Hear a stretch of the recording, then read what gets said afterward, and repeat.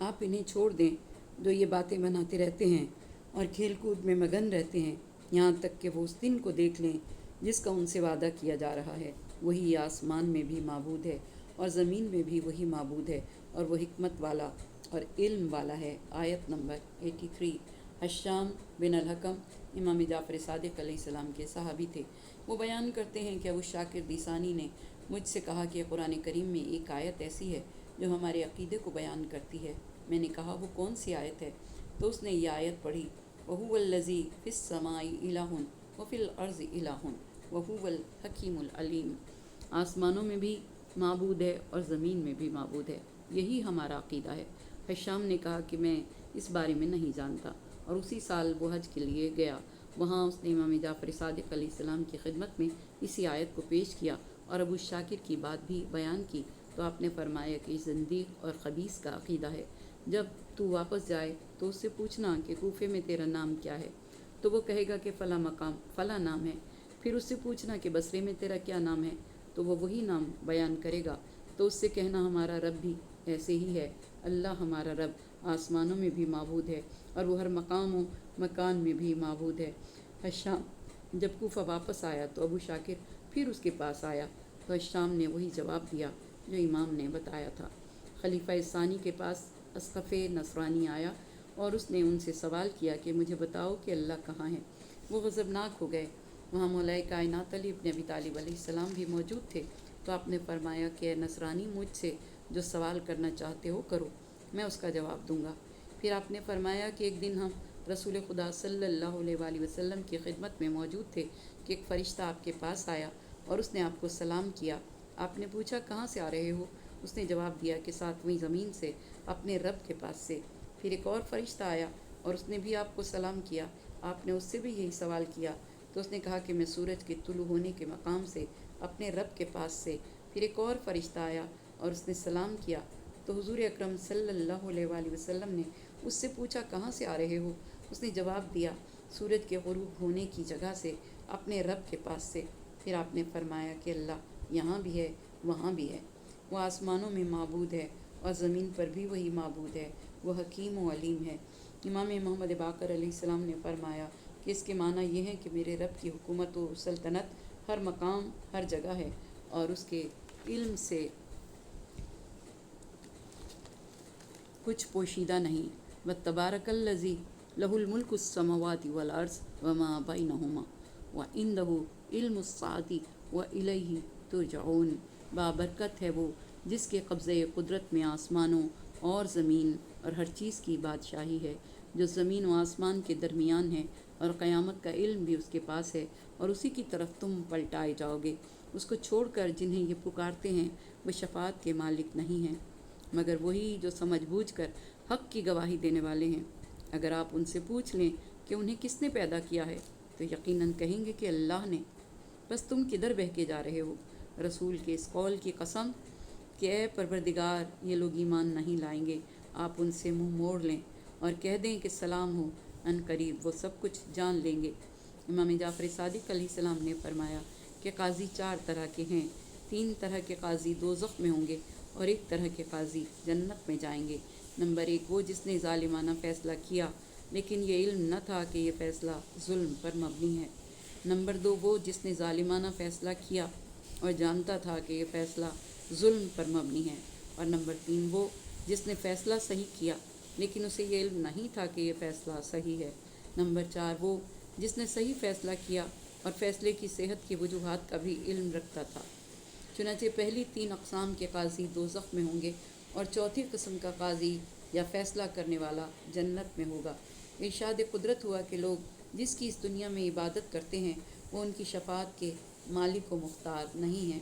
حضور اکرم صلی اللہ علیہ وآلہ وسلم نے فرمایا کہ اے خدا، یہ قوم ایمان لانے والی نہیں ہے۔ تو جواب میں ارشاد قدرت ہوا کہ اے میرے حبیب، آپ ان سے منہ موڑ لیں اور ان کو سلام کر دیں، ان قریب ان کو معلوم ہو جائے گا۔ امام جعفر صادق علیہ السلام نے فرمایا کہ جب اللہ تعالیٰ نے حضور اکرم کو مبعوث کیا تو آپ کی نسل کو بدخواہوں کے شر سے محفوظ کر دیا۔ بنی اسرائیل والوں نے آپ کو جھٹلایا، آپ نے ان کو اللہ کی طرف دعوت دی اور راہ خدا میں جہاد کیا۔ پھر اللہ تعالیٰ نے یہ حکم نازل فرمایا کہ اے میرے رسول صلی اللہ علیہ وآلہ وسلم اپنے وصی کی فضیلت کا اعلان کر دو۔ تو آپ نے عرض کیا اے میرے رب، یہ عرب جفا کار قوم ہیں، ان کی طرف پہلے کوئی نبی مبعوث نہیں ہوا، اور یہ انبیاء کی نبوت کے فضل کی معرفت نہیں رکھتے، اور نہ ہی ان کو ان کے شرف کا علم ہے۔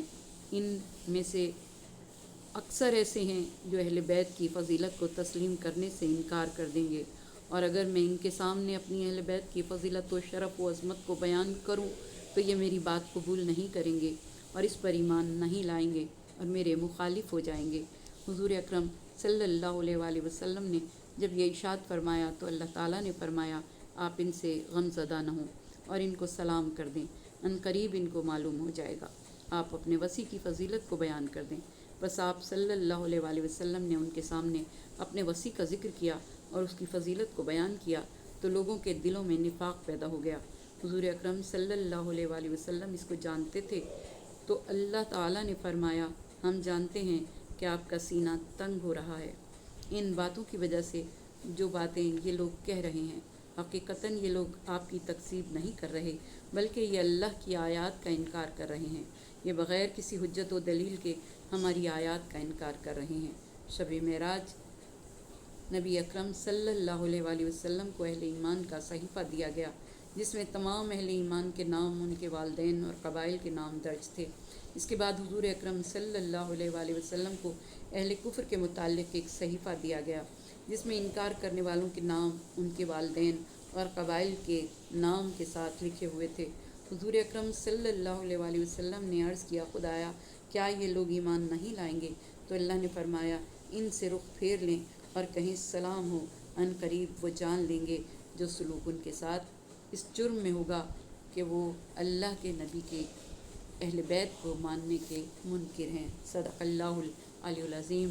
یا بار الہ، تجھے واسطہ اس کلام پاک کا کہ جسے تو نے نصیحت بنا کر نازل فرمایا۔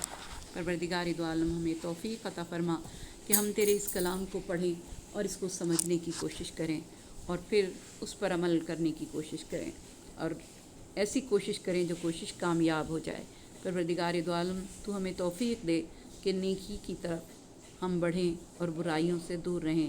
ہمیں ہماری اولاد کو نیکی کا حکم دینا، نیکی پر چلنے کی توفیق دینا، اور پروردگار دو عالم ہمارے مرحومین کی مغفرت فرمانا، ان کے درجات کو بلند فرمانا، انہیں کروٹ کروٹ جنت نصیب فرمانا، اپنے جوار میں جگہ عطا کرنا، جوار معصومین میں جگہ عطا کرنا، ان کی قبروں کو روشن و منور کرنا، ان کی قبروں کو کشادگی دینا، اور پروردگار دو عالم ہماری اولاد کو ہمارے لیے دنیا اور آخرت دونوں میں باعث سے زیب و زینت بنانا۔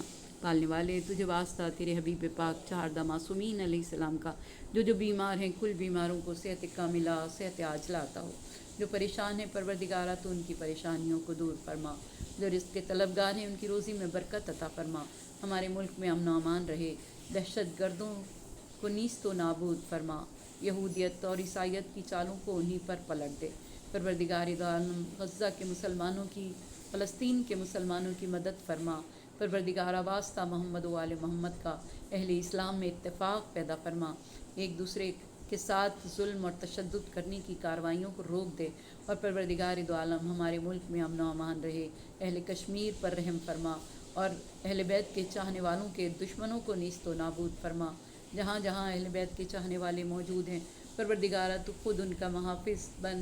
پروردگار دو عالم تو خود ان کی حفاظت فرما اور انہیں ان تمام شیاطین کے شر سے محفوظ رکھ۔ پروردگار دو عالم ہم تمام انسانوں کو، ہم تمام اہل بیت کے چاہنے والوں کو شر انسان، شر شیطان سے محفوظ رکھنا، ہر برائی سے دور رکھنا، ہر مشکل کو آسان فرمانا، ہر پریشانی کو دور فرمانا۔ جو گودیاں خالی ہیں شہزادے علی اصغر کے صدقے میں ان گودیوں کو آباد فرما۔ پروردگارہ جو اولاد نرینہ کے طلبگار ہیں انہیں اولاد نرینہ عطا فرما۔ پروردگارہ جو حج و زیارات کے متمنی ہیں انہیں یہ سعادت نصیب فرما۔ ہم سب کو غم حسین کے سوا کوئی غم نہ دینا، ہر دکھ سے، ہر بلا سے، ہر بیماری سے، ہر پریشانی سے بچا کے رکھنا، اور پالنے والے راہ ہدایت پر ثابت قدم رکھنا۔ جو زندگی دی ہے عزت کی دینا، موت دینا تو عزت کی موت دینا۔ وقت آخر زیارت معصومین نصیب ہو، ان کی شفاعت نصیب ہو۔